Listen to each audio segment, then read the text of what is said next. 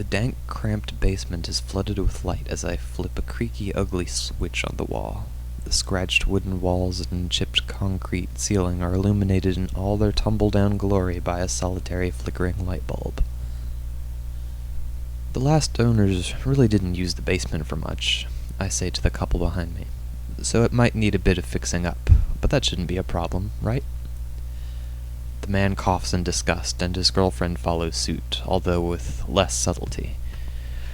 Yeah, I sigh. The basement needs cleaning, but it's not too bad.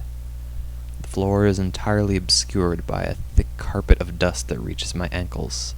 The steel gray mass covers the floor from underneath the stairs to the restroom door on the other side. Christ, how long has it been since this place has been cleaned? Says the woman. It's like this room hasn't been touched since the last owners moved out. I nod slightly, although I'm not sure what that nodding meant. I step further into the dust, careful not to stir it and make too much more of a mess.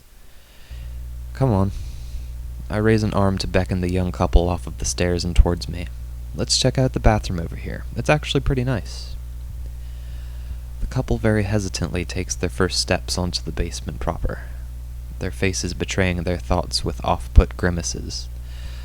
Slowly they follow me into the center of the room, just below the light bulb.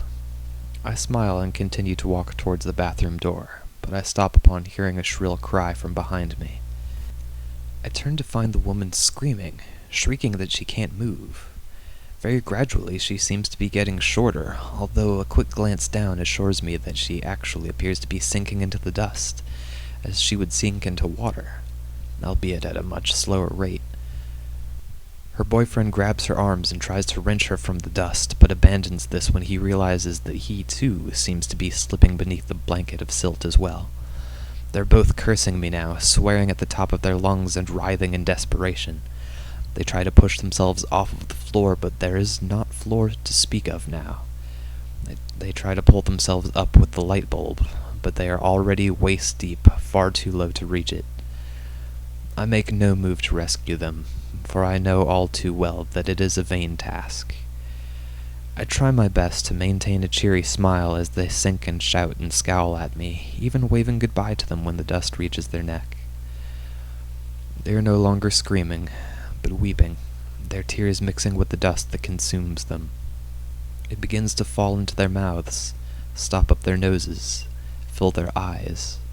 With one final muffled goodbye, they are submerged. The dust is still and silent.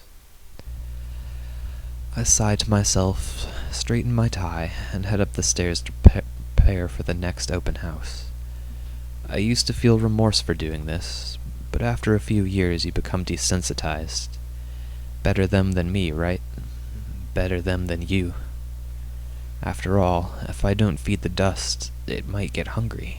And if it gets hungry, who knows where it might end up.